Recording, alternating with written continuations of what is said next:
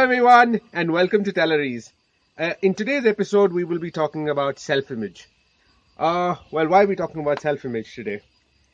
Because that is a foundation from which we function. Self-image is a basis for everyone leading their lives, and each of us leads our lives through a particular emotional backdrop of self-image. Now, if you look at it, you'll see a lot of people who are very strict, angry people who lead their lives based on the fact that they are not people to be messed with. Then there are people who live their lives based out of fear and victimhood. The whole idea of it being that, I'm not good enough. You'll see a lot of them going through a phase of sadness in their lives, and that becomes an image. So, if you look at a different emotional Spectrum. yeah, I was searching Across for that word. the spectrum. I was searching for exactly that word. The emotional spectrum out there is our basis for our self-image. In almost every scenario, you will notice that somebody has defined themselves rather than having a self-image. Now, this is where people get it a little confused. Your definition of yourself is not your self-image. Yeah. So we have a lot of definitions of ourselves. So I might have a definition of myself saying I'm very sweet and I'm very kind and I'm so based on these definitions I will behave in different situations. So if I have a definition like that, if there is a situation where I need to be a little firm and talk to people or just shout at somebody, there are situations where we will have to do it. So in such situations, I will not do it. I will bottle it up, thinking that's not kindness. So how many people do you know who are the peacemakers in a family, in a friends group, in whatever scenario you're looking at it? There's a peacemaker out there. Now, this peacemaker is always somebody who has an image or has a different definition of themselves.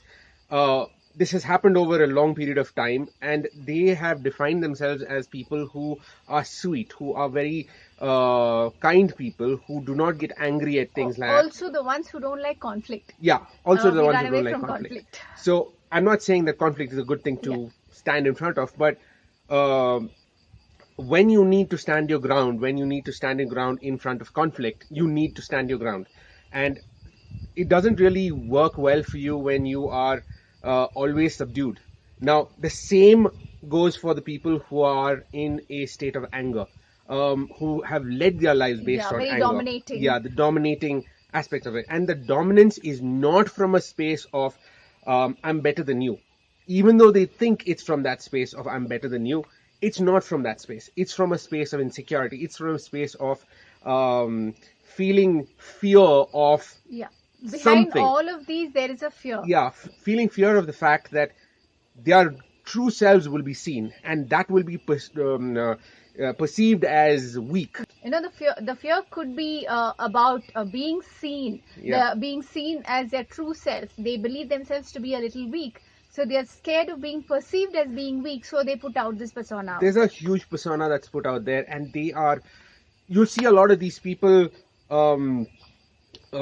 having a lot of health issues, because you have to understand that it takes a toll on your body when you are trying to be something that you truly aren't.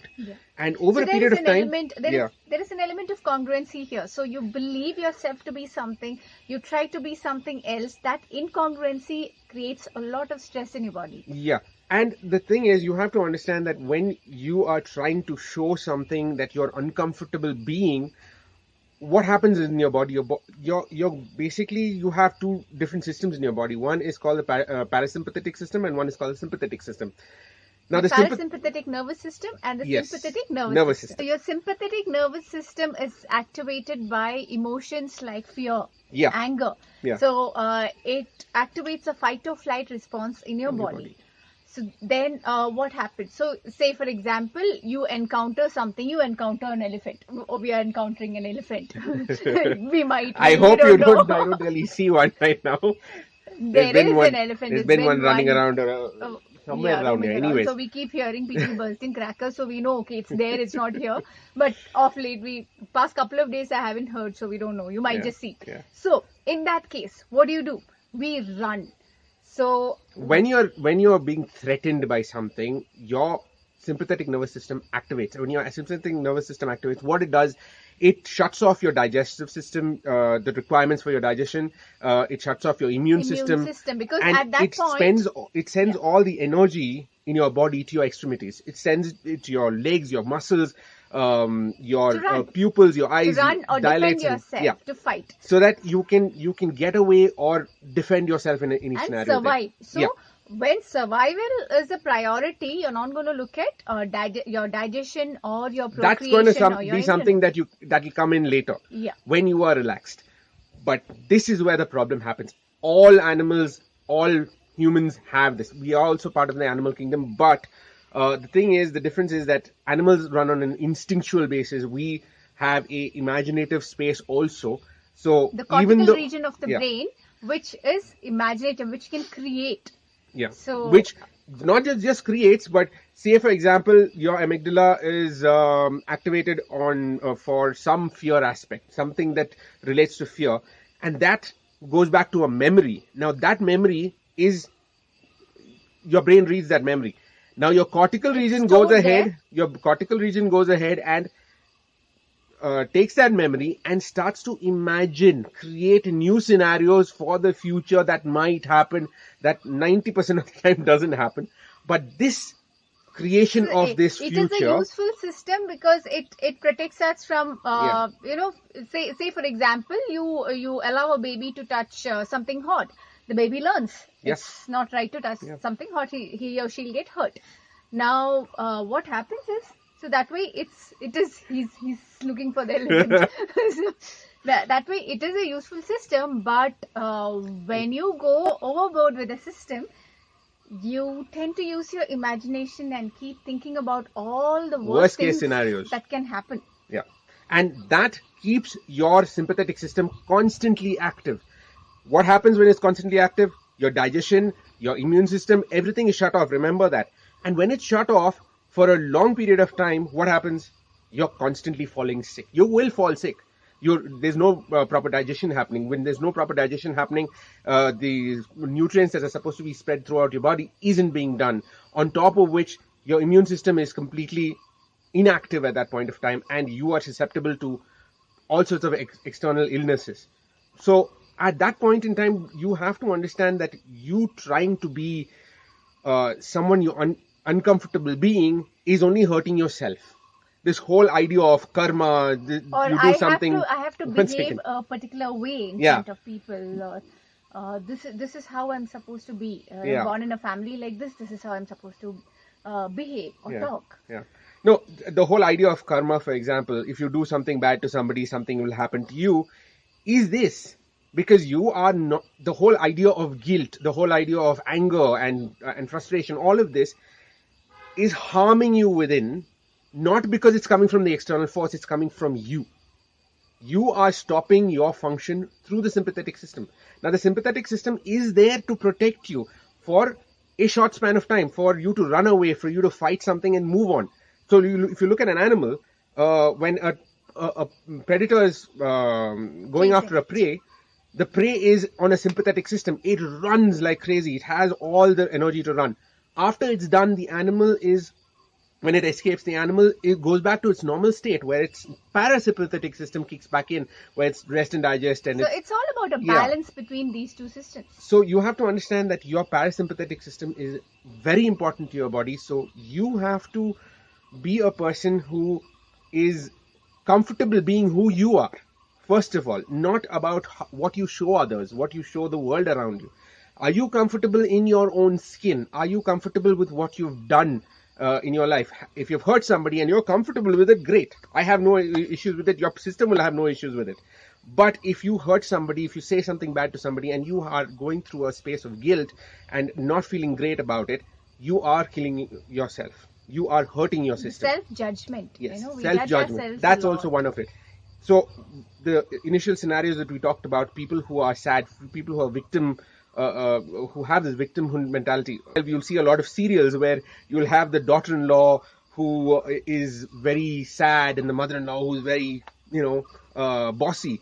And this daughter-in-law is looked at as a very sweet, very nice person, but you have to understand that this anybody who's trying to replicate that nice person or the daughter-in-law victimhood persona is harming themselves, because when they need to be angry or when they need to voice out something and they don't, it is harming themselves. You stand up on your own feet when you need to. If you don't do that, you're going to harm yourself again. The system is trying to protect you, but it doesn't know why. It only knows that you're thinking of something that is going to that feels like it's going to harm you, right? So the moment you go through that, now there are a lot of ways to get yourself back to a parasympathetic homeostasis, where your sympathetic and parasympathetic work together in sync. In a balanced state. Yeah, in a balanced state. So to get back there, you can do stuff like yoga or breathing techniques and stuff like that.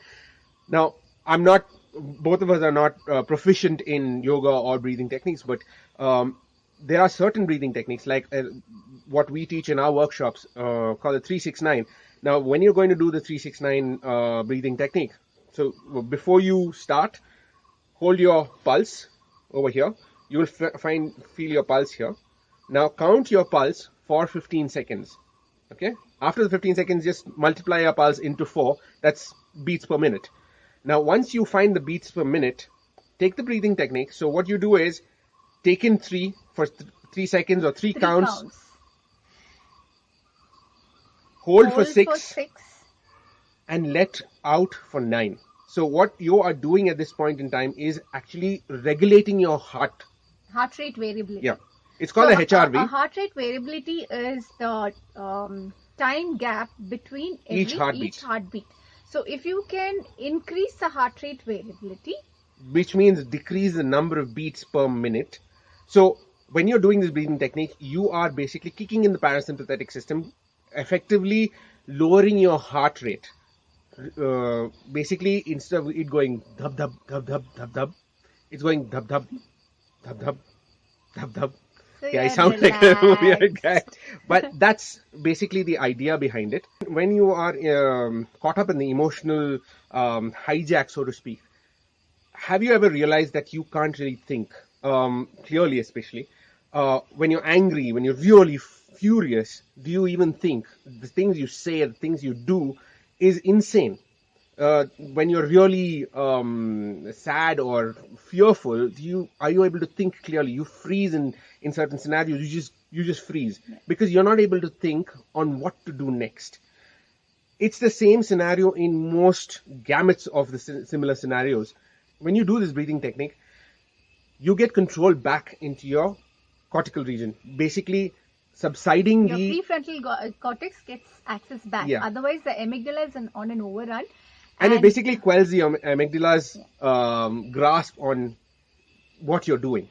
So once that happens, you start relaxing a little bit. Your clarity of thought comes back into play. You are able to think about what the next steps are, no matter how bad the scenario might be or how fearful the scenario might be. You're going through some panic attack and you're crying.